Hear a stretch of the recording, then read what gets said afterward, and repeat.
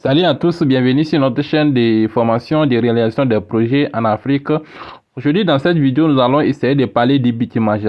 Pour parler de ces bitumages, nous allons essayer de prendre l'exemple du bitumage au Burkina Faso. Parce que chez les Burkina Faso qui est en train de lancer plusieurs projets, nous allons passer par des petites analyses afin de donner la définition concrète du bitumage. Vous savez que tout récemment, ils ont lancé les processus de construction de l'autoroute, que j'avais fait une vidéo là-dessus pour pouvoir faire comprendre à tout technicien et nos jeunes entrepreneurs qu'est-ce que l'autoroute. J'ai défini l'autoroute et sa composition hiérarchique.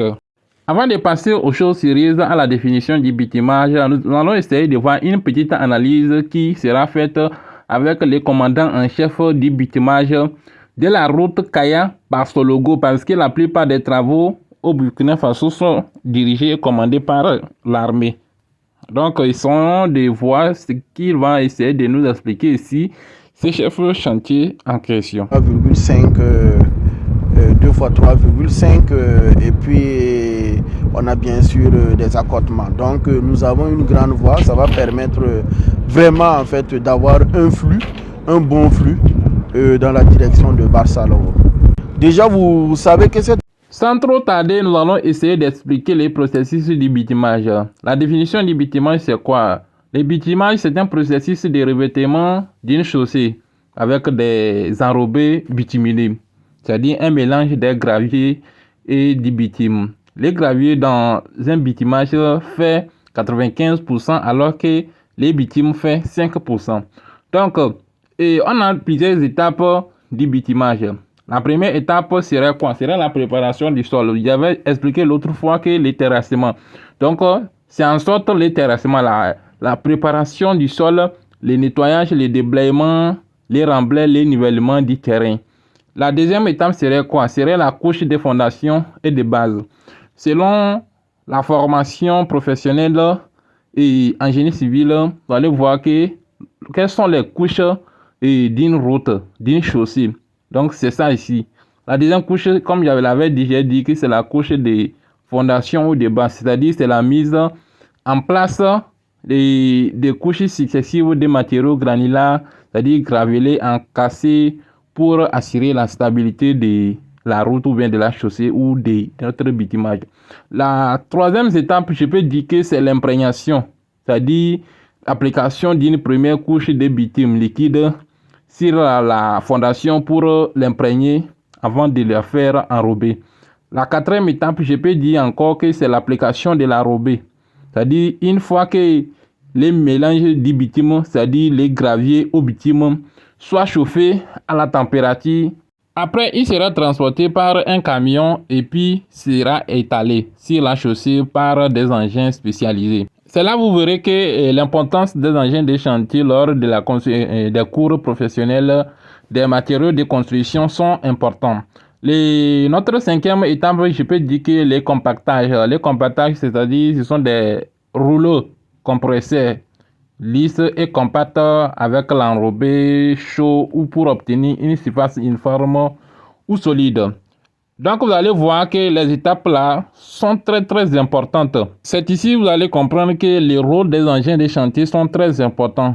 Il y a des citernes qui vont passer pour arroser, il y en aura les bennes qui vont venir pour berner de la bitume avec les mélanges de bitume avec les graviers. Vous allez voir que les ouvriers vont se mettre à étaler, à suivre, à conduire les travaux selon les normes demandées. Donc, c'est un peu ça les travaux de bitumage que j'ai essayé de résumer ici. Donc, l'analyse serait quoi ici maintenant? Pour moi, l'analyse est que est-ce que les travaux de construction ou bien de bitumage au Burkina Faso sont tellement selon les normes? Ils ont défini des normes. Il ne faut pas qu'ils vont chercher à utiliser des normes françaises comme ils le font souvent. Vous allez voir que s'ils utilisent des normes françaises, les normes françaises ne correspondent pas aux réalités du terrain. Par exemple, en France, à Paris, en Europe, par exemple, dans l'Occident, il neige. La température est tellement faible là-bas. C'est en ce qui concerne le soleil, je dis. La température est tellement faible ici. En Afrique, la température est tellement élevée. On va voir que c'est un pays sahélien. un pays sahélien, il y a forcément de la température très élevée. Vous allez voir que si vous construisez, vous ne tenez pas compte des précautions de la construction routière en fonction des réalités du terrain. Vous allez voir que après quelques années de réalisation, vous allez voir que vos routes se fissurent, ça se dégrade. Donc pour cela, j'appellerai les autorités à faire des études approfondies afin de pouvoir réaliser leurs ouvrages de bitumage pour ne pas verser de l'eau dans un océan.